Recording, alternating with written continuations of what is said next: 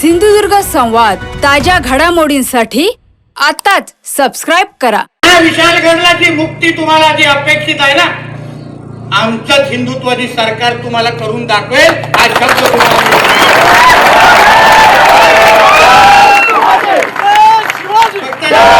शब्द आमचे जसं बापू बोलले ना, 1 वर्ष तारखा देणार नाही, शब्द पाळणाऱ्यापैकी आहे.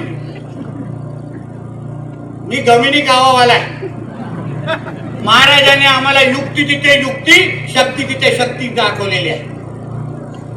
म्हणून कशी युक्ती वापरायची आणि कधी बुलडोजर फिरवायचा हे आमच्यावर सोडा. जास्त त्रास जाता जाता कोणी जास्त त्रास घ्यायचा नाही. वातावरण तर बिलकुल खराब करायचं नाही.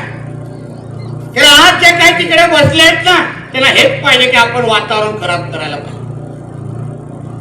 अहो, छत्रपती शिवाजी महाराजांचं जे स्वराज्य आहे, स्वराज्य अगर स्थापन झालं नसतं, शिवराय अगर आपल्या इतिहासामध्ये त्यांनी इतिहास घडवला नसता, तर हिंदू म्हणून आपण श्वास पण घेऊ शकलो नसतो.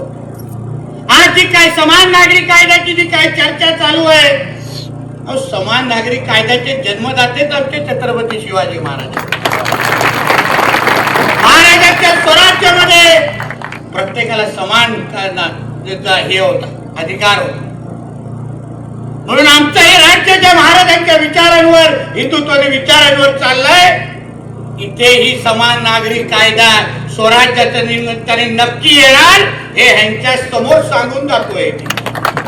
समोर सांगून जातो. डॉक्टर बाबासाहेब आंबेडकरांच्या संविधानामध्ये सेक्शन 44 मध्ये 44 मध्ये समान नागरी कायद्याचा उल्लेख आहे.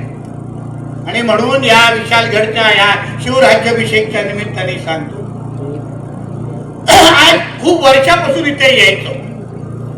खरं म्हटलं तर त्यावेळी जेव्हा फटाके फुटले तेव्हाच यायचो.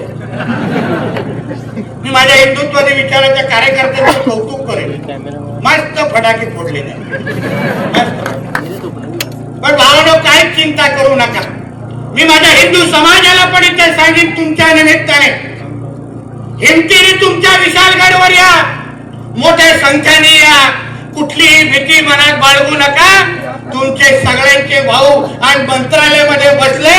कुठल्या हिंदूकडे कोणी वाकड्या नजरेने बघितलं तर हे लोकांचे शुक्रवारी सिलेंडर वरती येणार नाही, एवढी काळजी आम्ही सगळेजण घेऊ.